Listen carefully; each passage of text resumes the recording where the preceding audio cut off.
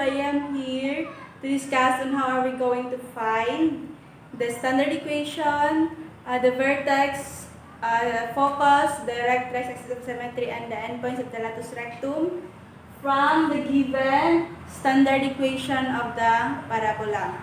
So we have here example number 1, that is y squared plus 4y plus 12x is equal to 56. So first step, we're going to complete the square. So that's y squared plus 4y is equal to negative 12x plus 56. Then, so completing the square, we have y squared plus 4y. So 4 divided by 2, that is 2. 2 squared is 4, so we have y squared plus 4y plus 4 is equal to negative 12x plus 56 plus 4. So this will be y plus 2 quantity squared is equal to negative 12x. So 56 plus 4, that is 60. So that is 60. Okay, after that, we're going to factor out negative 12. So y plus 2 quantity squared copy.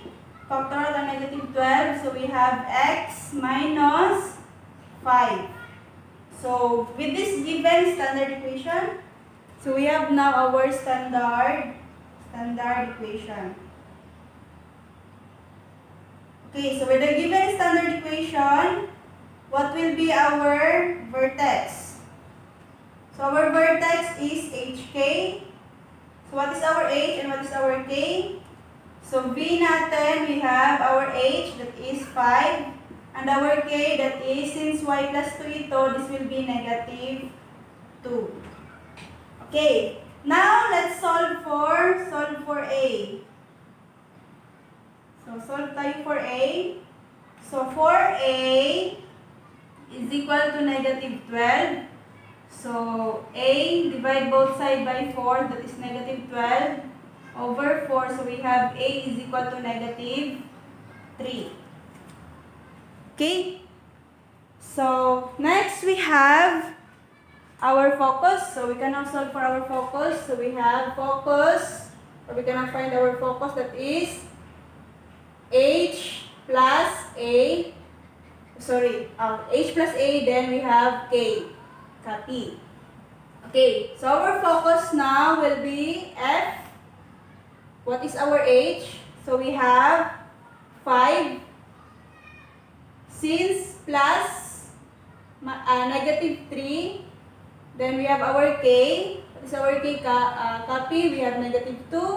So our focus now will be 5 minus 3, that is positive 2. So we have f2 negative 2. That will be our focus. Okay, next we have our directrix. Our directrix,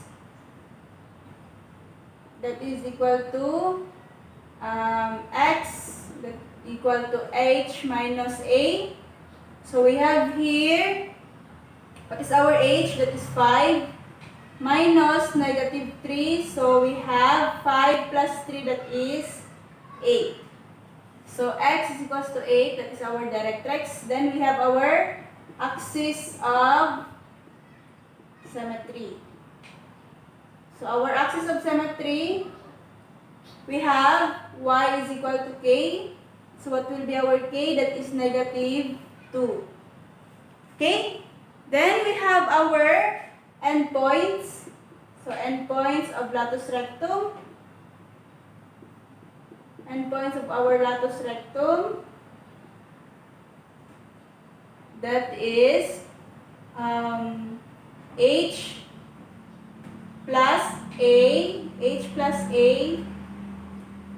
then k plus minus 2a. Okay, so that is our formula, or that's our formula on how are we going to find our endpoints.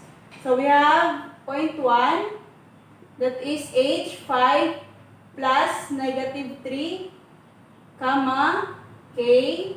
What is our k? That is negative 2. Negative 2 plus 2 times negative 2. So we have p sub 1. This is 5 minus 3 is 2. Then we have negative 2 plus 2 times negative 2, that is negative 4. Times negative 2, this is negative 6. So this is our point 1. Then we have point 2. So 5 plus negative 3.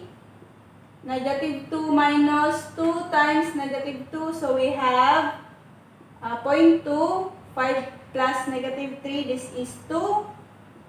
Then we have 2 minus 2 times, negative 2 times negative 2, that is positive 4. Negative 2 plus positive 4, that is 2. So this will be our endpoints of the latus rectum. Okay, hi. So we have here example number 2, that is x squared plus 8x minus 4y minus 36. So we have here, first step, x squared plus 8x. So we're going to transpose 4y plus 36. Okay, second step, we're going to complete the square. So how are we going to complete x squared plus 8x, 8 divided by 2, that is 4, 4 squared, that is 16. So we have plus 16 is equal to 4y plus 36 plus 16. Okay, so this will be equal to x plus 4. Quantity squared is equal to 4y plus 36 plus 16. This is 52. Okay, then we have x plus 4, copy quantity squared is equal to, factor out natin yung 4.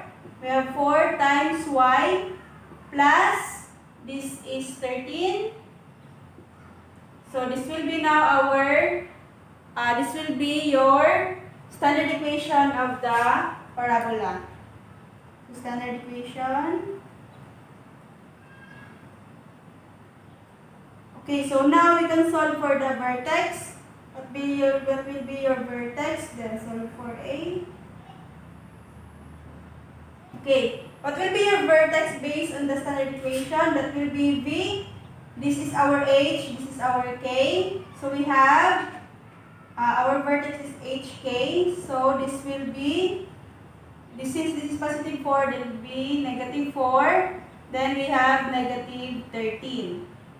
Okay, so how are we going to solve for A? So, A is equal to, 4A is equal to 4. So what will be A? What is the value of our A? That is equal to 1. Okay, now let's solve for the focus. So what will be our focus? So our focus, we have F.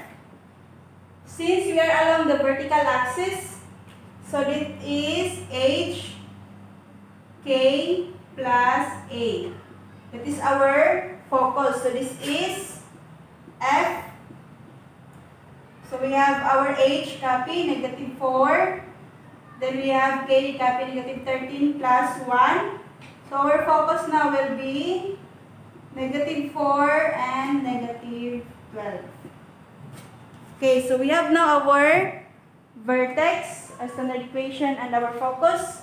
Let's solve now for our directrix. Our directrix and our axis of symmetry.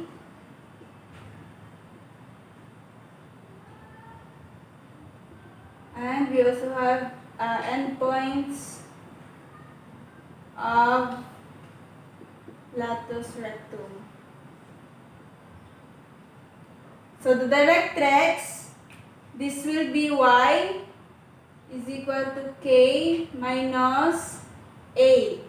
So what is our k? So k natin is negative 13 minus 1. This will be equal to negative 14. This is our directrix. Y is equal to negative 14. And our axis of symmetry, that is x, is equal to h. So what is our h? This is negative 4. Okay, to solve for the endpoints of the latus rectum, we have endpoints, that is h plus minus 2a. Then we have k plus a. That is our endpoints for the latus rectum. Okay, so for point 1, we have, copy, H natin is negative 4 plus, we have 2 times 1 and our K, so we have K natin is negative 13 plus 1. So 0.1 natin is negative 4 plus 2, that is negative 2. Then we have negative 13 plus 1, that is negative 12.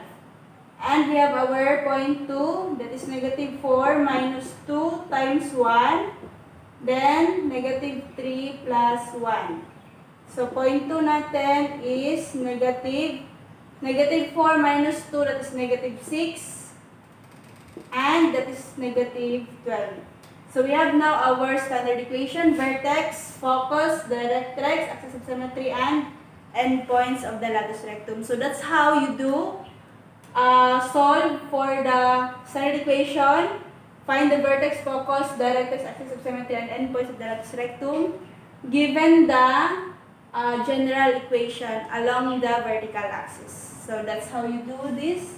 So if you're going to graph this one, the orientation of your graph will be going upward since our A is positive. Okay?